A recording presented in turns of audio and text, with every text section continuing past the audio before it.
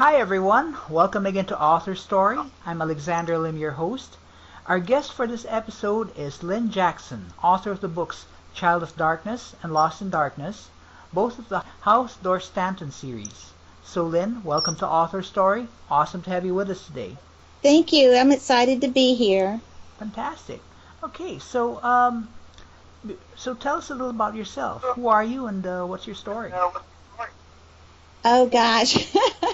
Well, I live on a horse farm for over 17 years. I Wow. used to run a rescue farm for abused horses and other animals. And with my family, my husband and my son, we always are into, donating to rescues or adopting rescues, or, we're big fans of the manatees. We've adopted a manatee, Okay. and I hope to soon adopt a baby elephant because I'm real big into saving the elephants and stuff. Hmm. I love to write, and I've always loved to write. I started off writing children's poetry, and which turned into other stories and stuff. And I love artwork, which I think you found me on Fine Arts America, Right. and so I kind of do a little bit of everything. All right, cool. So did you read a lot in your younger years? Actually, no. The funny thing is, I hate to read. I'm Okay. probably I'm probably the only author in the world that does not like to read books, but I will write the heck out of them, and I have a goal to write 100 stories before I'm done. All right. Okay. So, all right. So, how far are you along in that goal? I I probably have about 12 stories down now, All so I've right. got a Well, ways to 12. go. Okay. Okay. But I know myself. I'll get there. All right. Fantastic. So, I mean, you did mention that you don't read a lot, but I'm sure you've had some literary interest. I mean, some authors whom you might have read who might have influenced you. No, not No. really. One thing I've noticed that I kind of don't do, I purposely don't read other people's stories because the Ah. last thing I want is to be influenced or, have something put in my mind that, belongs to them, and I don't want to be anywhere kind of like what they've written or haven't Right. written. I kind of keep myself different by not reading what's out there and stuff. Mm. All right. Okay. Cool. All right. I got that. So you mentioned that you live on a farm, right? Yeah, I live in Florida on a 20-acre horse farm. Oh, nice. So, has living on the farm influenced your writing style, or your writing process, do you think?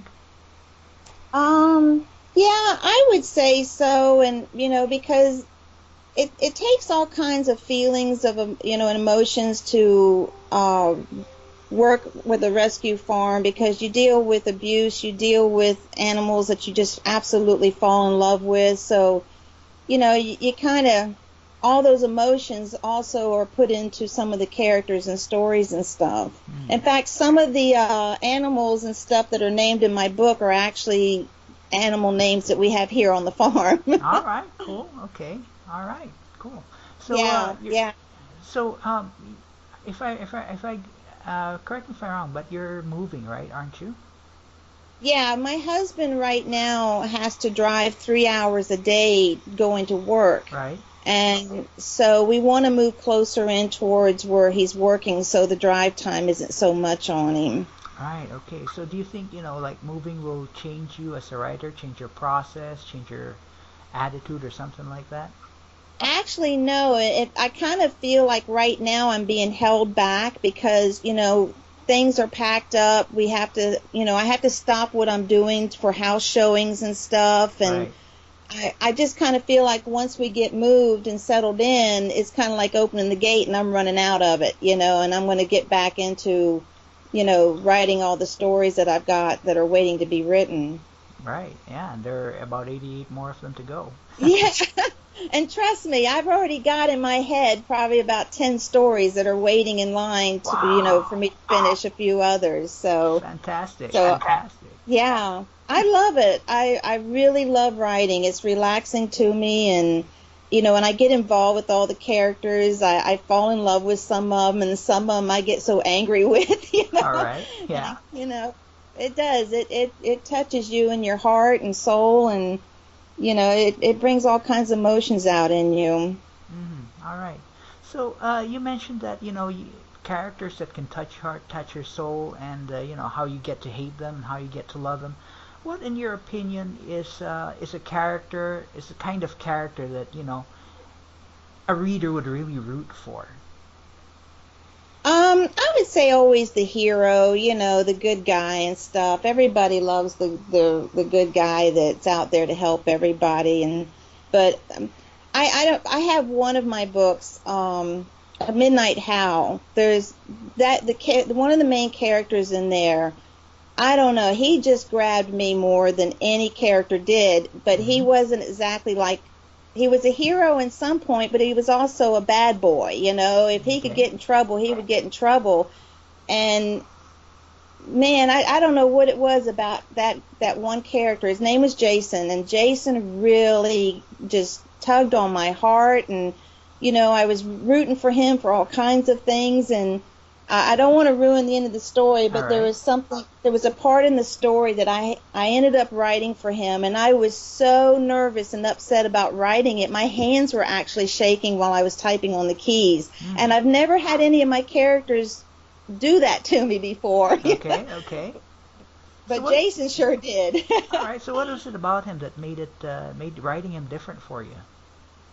Well, with Jason, he was kind of like an outcast, Mm. and it was like hardship always kept coming his way, and he was also like he was funny, he'd make you laugh, and but yet if trouble was there, he was always the one there to beat up the bad guy, and he just always wanted to do good, and but he had to fight his way to get anywhere. Mm. It wasn't like everything was handed to him. Right. Okay. Okay. Got that. So let's get on with your books. Now, the two books, you've got Child of Darkness and you've got Lost in Darkness.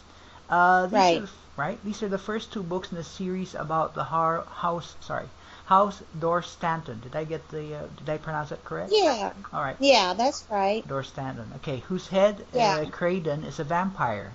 Can you just give us a Right. thumbnail sketch of what the book and the series are all about, what the concept behind the series is all about? Right. Well, the House Door Stanton is. I wanted to write a vampire story that's not like your normal vampire story that's out there. Right? Um, in Creighton's world, um, it's normal to see creatures and vampires walking around with mortals. Mm. And Creighton, like, he lives in this big castle, and it's a beautiful castle. It's real like enchanting and everything, but inside there's a lot of darkness to it. There's both evil and good. There's servants that are, elvins and trolls, and the story's got just about every kind of creature you can think of, from knights and queens and wizards and dragons, and I mean, just everything is in there. But Creighton is just really, really evil, and he just wants to rule over everything. And in the story, he goes on like nightly hunts where he'll hunt or chase his victim down. And on those story starts out where he comes across this cabin, which he ends up killing the parents to this young girl who he rapes and steals and takes her to his castle, and more like keeps her as a pet. Mm-hmm. But he gets her pregnant, and she has a son named Tristan. Okay. And Creighton wants Tristan to be like him, but because Tristan is part mortal and part vampire, he's got more of his mother's gentle heart than his father's, cold heart or bloodthirsty heart. So Creighton gets really upset about this, seeing that his son is showing that he has love in his heart, because Creighton sees love as a weakness. Right. So in the story, there's also all kinds of battles and wars and stuff. But because Creighton feels he's losing his son to his mother, he plots a murder. He wants to kill Tristan's mother because he feels if she's out of the picture, then he can rule over his son and raise him to be the way he wants to raise him.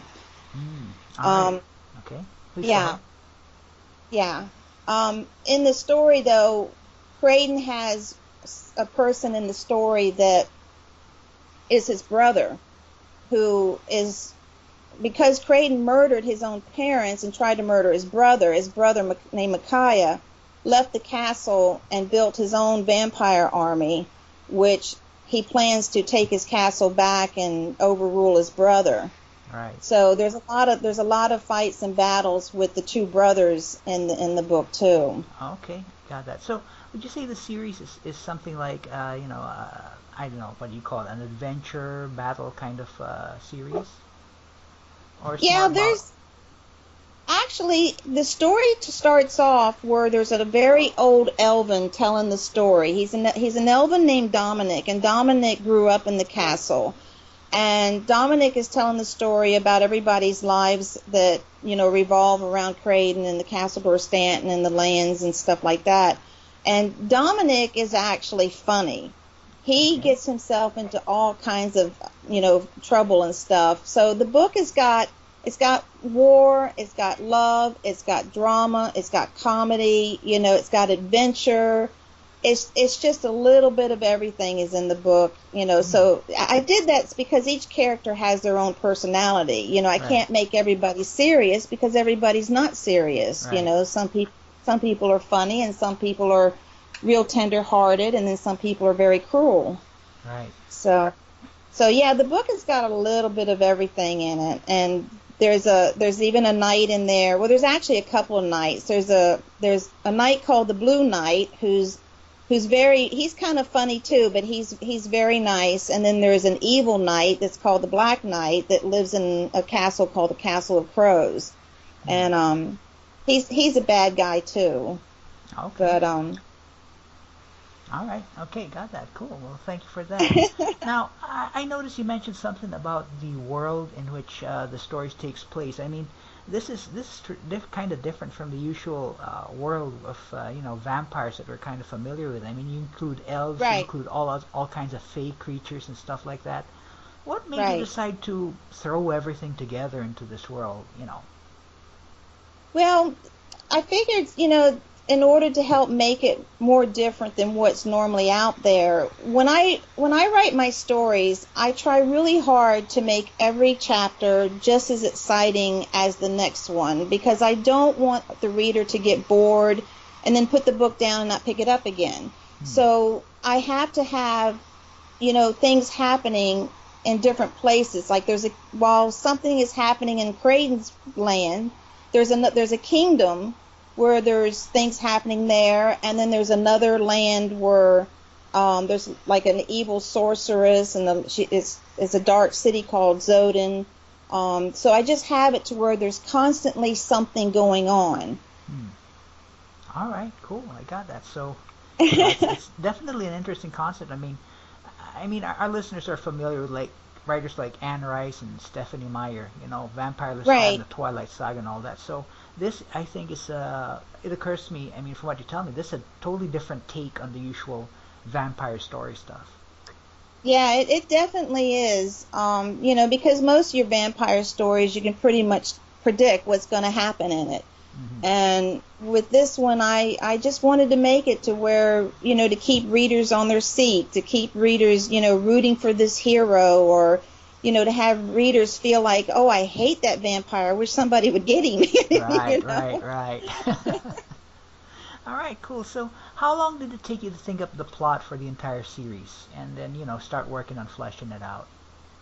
Actually, this is one of my first and oldest books that I had been working on, and what I'd been doing was this book, I think, it's been started since probably about 8 or 10 years ago, and there's actually I think there's going to be 5 books to this when it's done. And what I've done is I would write on it, and then I would go and complete about 3 or 4 other books, and then I'd come back and write another book, and then I'd go and complete, a few more books. And now I'm back on it to where I'm writing book 3 on it right now. Okay, all right, got that. So if I may ask, what made you decide to write a series involving vampires? I mean, what is it about these guys that interests you?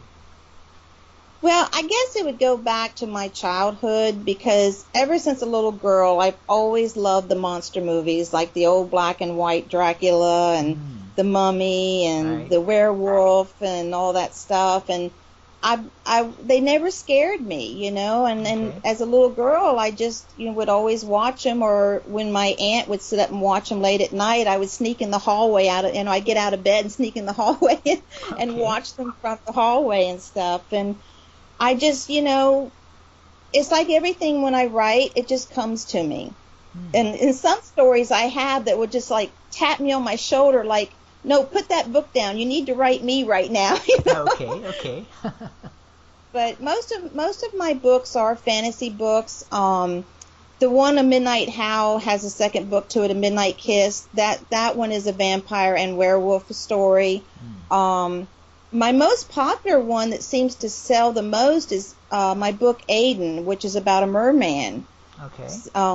Yeah, that one seems to be, especially in England. I have sold more copies in England than in the U.S. with that book. So it's kind of odd, People like mermans. All right. Okay.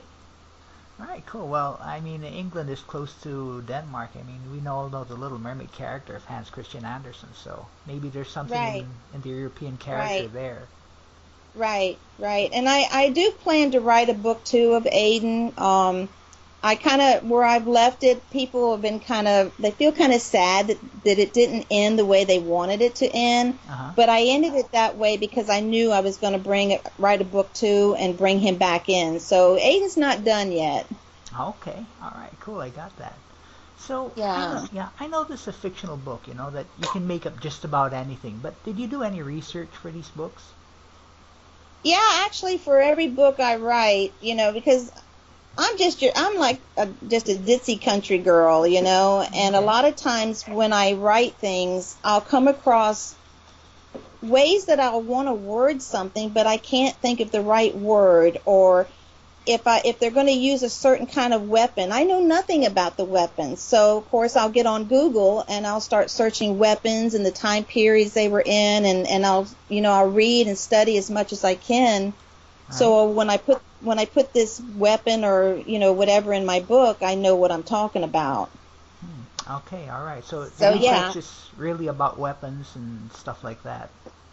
Oh yeah, it would be about all kinds of things, like one of my favorite books I wrote is Taming the Steel, which is a kind of a steampunk modern western where um there's hardly like any animals left or horses left, so they build robotic horses, and Hmm. that's what they ride and use in this story. So when I wrote this story, I had to go and study, like the Western times. I had to study the type of guns they used, and then I had to add some modern into it and stuff. So Hmm. that one has like a twist of all kinds of things in it. Hmm. All right. Cool. Fantastic. I mean, go where your imagination takes you, I reckon. Yeah. All right. So, consistency, particularly in a series. I mean, consistency, with the story, the integrity of the story, could be a concern, could be a challenge, particularly if the world building, has to be detailed. Right. Do you like keep notes on the story, particularly the House Dorstanton series, or do you just create everything as you go along?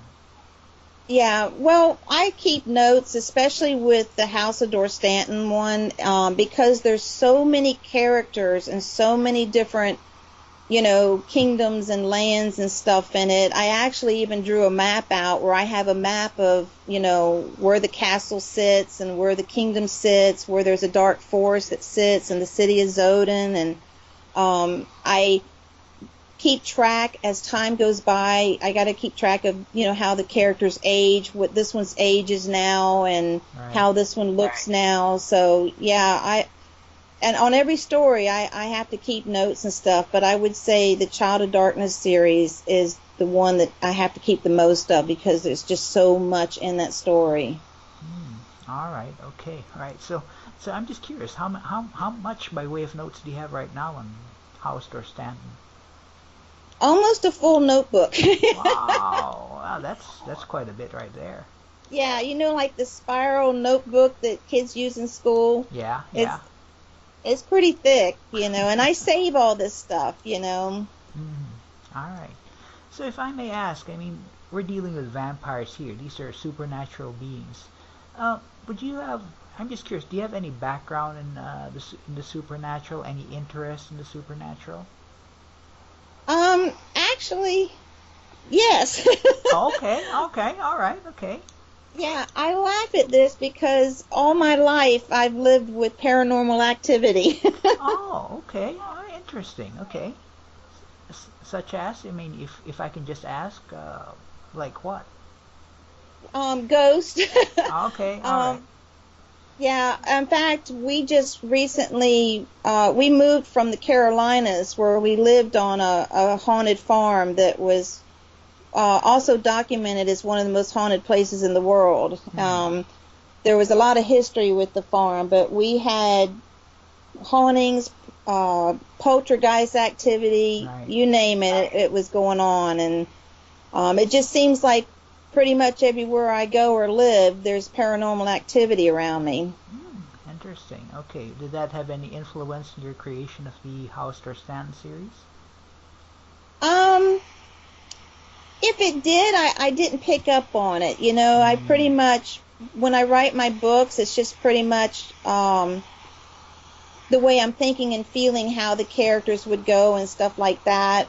If I wrote a ghost story, I would say most definitely. Oh, okay. All right. Okay, I got that. So when you wrote out these books, did you have anyone in mind? You know, like this kind of person in mind who will read your book, or did you just write it out and then see whoever would read it would read it? Well, I knew when I was writing Child of Darkness series, it was for an adult because of most of the violence that's in the story. Because they're with the war and the vampires. These vampires don't play nice, and Right. they get pretty violent. About the things they do and stuff. Um, which is why I also write stories for children, young adults, up to adults. Like the Merman story is for pretty much all ages. Okay. All right. Okay. Cool. All right. So excuse me. So authors who write nonfiction books, they sometimes go on a journey as they do so, and that also happens with authors who write fiction books that deal with topics that are close to a writer's heart. Has working on this book, these books, taking you on a journey, something like that? In other words, was there anything that shifted for you after you wrote the book compared to before? No, Okay. no, not really. Okay. All right. Cool. All right. Got that. So you mentioned that you've got something like 10 different stories that you've got on the back burner right now, uh, and that's quite a bit. So can you just let us know what some of those stories might be about? Um, well, yeah, one of them actually is going to be titled Pit, Okay. and I'm gonna write about pit bull fighting. Ah, okay, okay. Yes. So I'm going to write a story about that. And I'm also going to, somewhere, like in the back of the book, I'm going to mention about, you know, the sad things and how illegal it is for the pit bull fightings Oh and, yeah, something to help put a stop to it. So yeah. that book is going to kind of be trying to be helpful, to open up the eyes of what's going on in the world, with the pit bulls and stuff. Right. Okay, okay, cool. I got that.